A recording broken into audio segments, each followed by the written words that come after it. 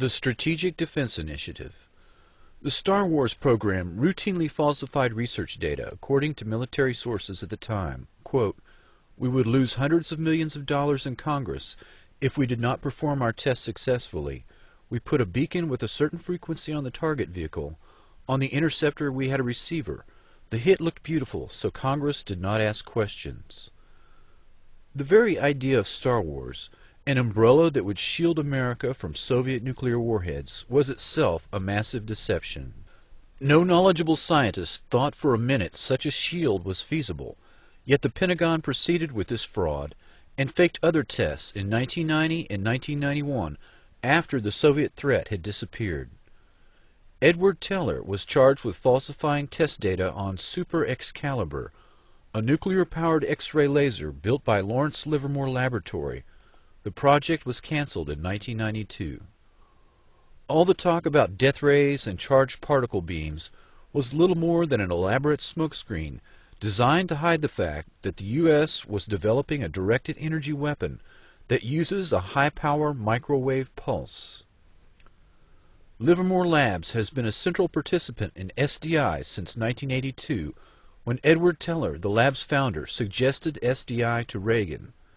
The father of the H-bomb received 40,000 shares of a laser research company that later defrauded its investors.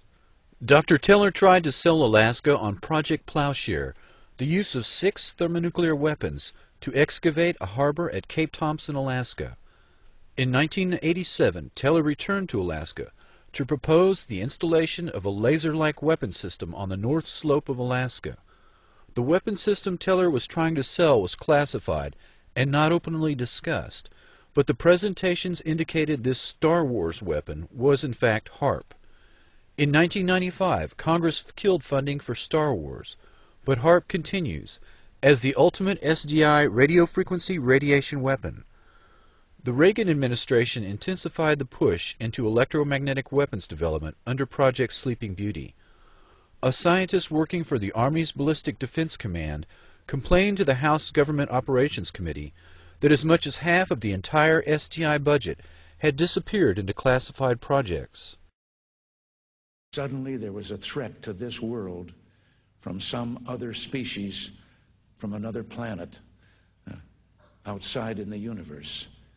We'd forget all the little local differences that we have between our countries. Perhaps we need some outside universal threat to make us recognize this common bound. I occasionally think how quickly our differences worldwide would vanish if we were facing an alien threat. High-Frequency Active Auroral Research Project, HAARP. 30 miles from Fairbanks, Alaska, is the real focus of anti-missile defense that SDI was purported to be, and much more. The public patent was titled "A Method and Apparatus for Altering a Region of the Earth's Atmosphere, Ionosphere, and Magnetosphere." Dr. Bernard Eastland, a physicist who holds a patent for the fusion torch, and also holds a dozen others related to HAARP that were eventually purchased by E-Systems and Raytheon. Patent number 4686605 claims the following uses: cause total disruption of all forms of communications over a very large portion of the Earth, missile or aircraft destruction, deflection, or confusion, weather modification, by altering solar absorption, also altering composition of the atmosphere. This patent was classified by the Navy under National Security Order in 1987, but other public patents exist for purposes of power beaming systems, artificial ionospheric mirror composed of a plasma layer, creation of artificial ionizing clouds above the Earth, defense system for discriminating between objects in space, nuclear-sized explosions without radiation. HAARP is described as a research instrument for studying the ionosphere, an ionospheric heater, or IRI, of which many exist, but HAARP is special. The ability to focus energy and the unprecedented amount in gigawatts, billions of watts, makes it literally millions of times more effective at heating the region about 120 miles above the Earth's surface. The atmosphere has most of its density below 30 miles altitude. The ionosphere is the very thin layer above that absorbs dangerous ultraviolet radiation and makes life possible on Earth. There is very little mixing normally between the two layers, but disturbances in the ionosphere translate to changes in weather, such as normally occurring sunspots and the solar wind. The main idea behind HAARP is the ability to direct electrons along the naturally occurring magnetic field lines of the Earth and accelerate them to near the speed of light to form a protective shell of highly excited particles that not only block communications worldwide, but destroy missiles in their trajectory as they descend from space.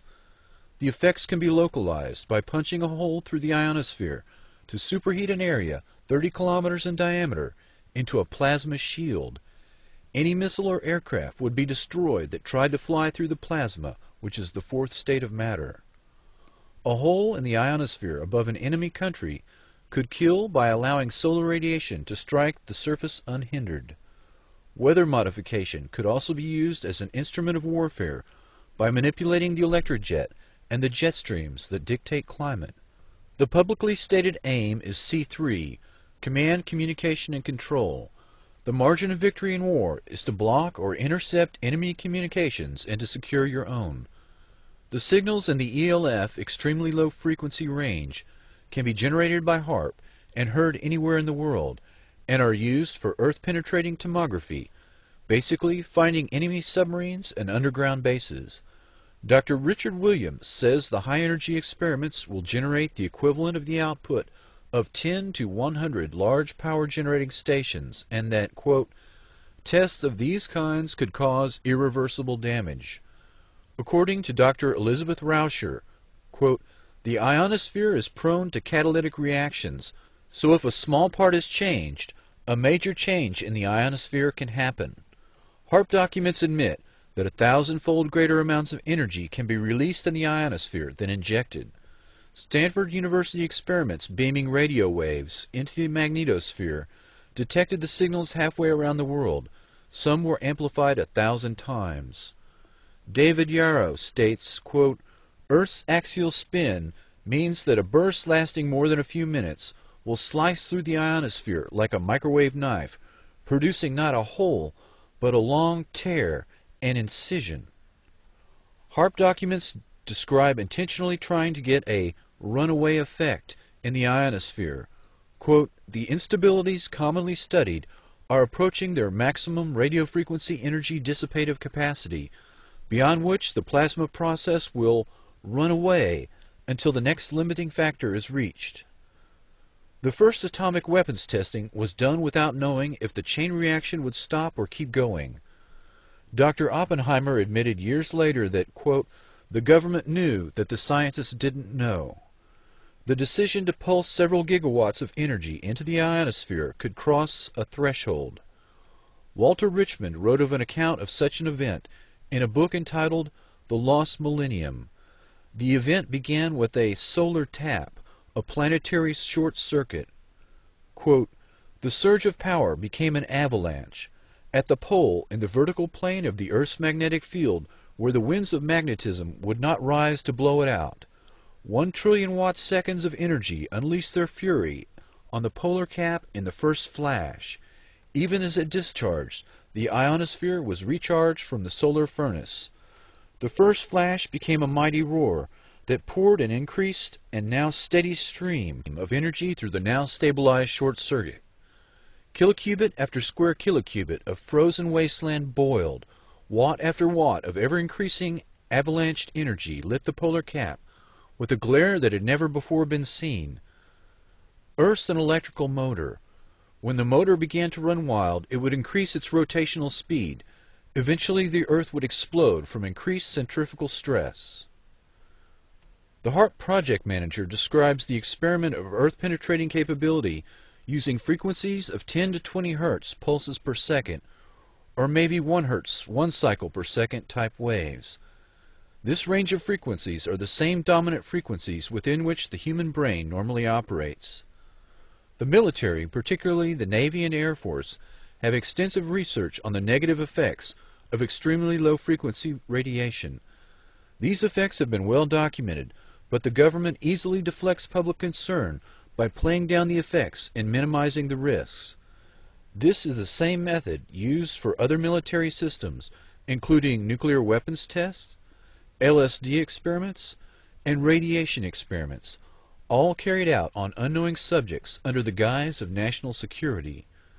The environmental impact statement has been falsified as to the true nature of the weapon system, its capabilities, and its possible fallout.